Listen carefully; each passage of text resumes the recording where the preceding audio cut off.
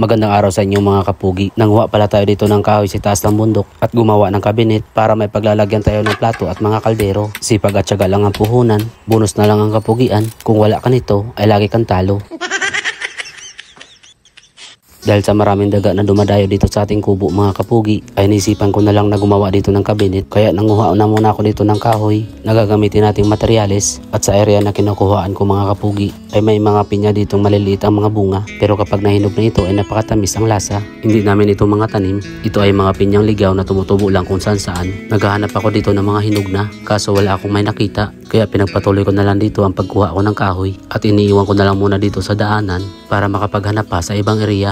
Yung kahoy na kinukuha ko dito mga kapugi ay isang klase lamang at pinipili ko lang dito yung mga matutuwid na puno. At ito ay ang gapas-gapas na kung tawagin dito sa Bicol. Hindi ito ganong matigas na klase na kahoy mga kapugi. Pero kapag pinapakuan mo ito ay hindi ito nabibiyak. Ginagamit dito itong materyales sa paggawa ng kubo. Pero sa pangitaas lang ito pinapako dahil hindi ito pwede na gagamitin na pangaligi sa kubo. Tulad nga ng sinabi ko nung una ay hindi ito ganong matigas kumpara sa ibang kahoy. At ito lang din yung pinakamabilis balatan dahil hindi mo na kailangan dito ng itak sa pagtanggal ng balat nitong kahoy.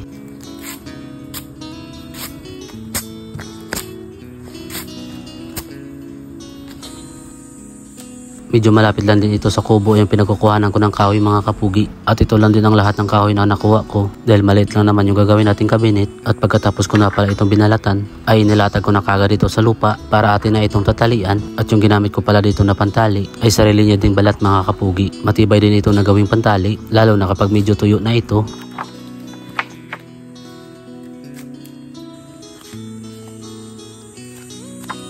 Pagkatapos ko na itong tinalian ay binuhat ko na kagad ito para dadalhin na doon sa ating kubo. Bali ako lang pala dito mag-isa mga kapugi. Kaninang umaga ay nandito yung aking biyanan. Nag-asikaso ito dito ng kanyang taniman. Kaso nauna na ito bumaba ng bundok. Gagawa kasi tayo dito ng kabinet kaya tayo ay nagpaiwan. Pagdating ko dito sa ating kubo ay binaba ko na kagad itong aking dala para kunin itong kawayan. Natinabi ko pa ito nakaraan. Ginawan ko pa ito ng vlog ng pagkuha namin ng kawayan mga kapugi. At ito yung pwesto ng mga gamit ko dito sa kubo. Kaya may posibilidad na madadaanan o magagapangan ng mga daga. At nagumpisa na ako dito gumawa ng kabinet mga kapugi. Hindi na muna tayo dito magsasalita. At panoorin nyo na lang yung aking ginagawa.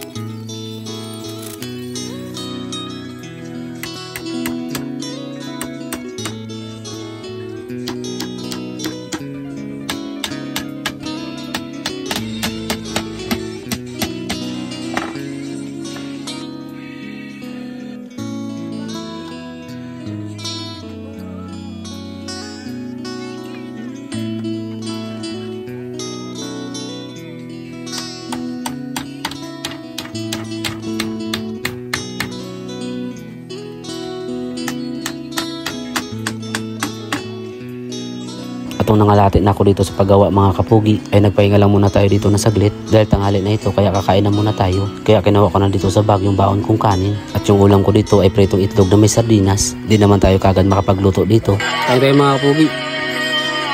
Dahil sa gumagawa tayo dito ng kabinet, ang maganda dito sa aking kubo ay mapresko kahit mainit dito sa paligid.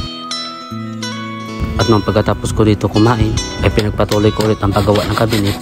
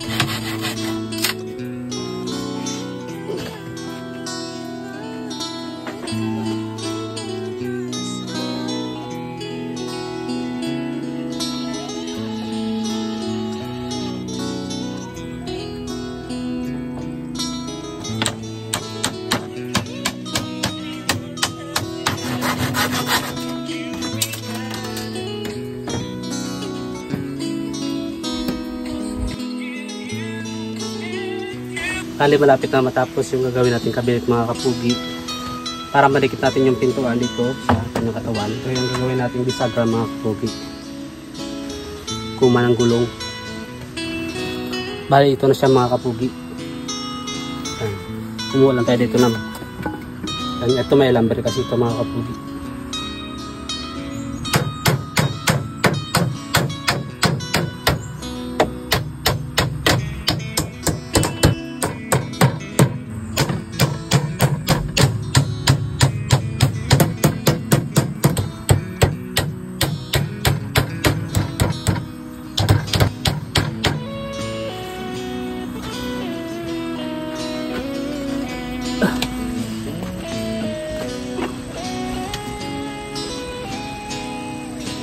Pugi, bali nakagawa tayo ng cabinet dito sa ating kubo.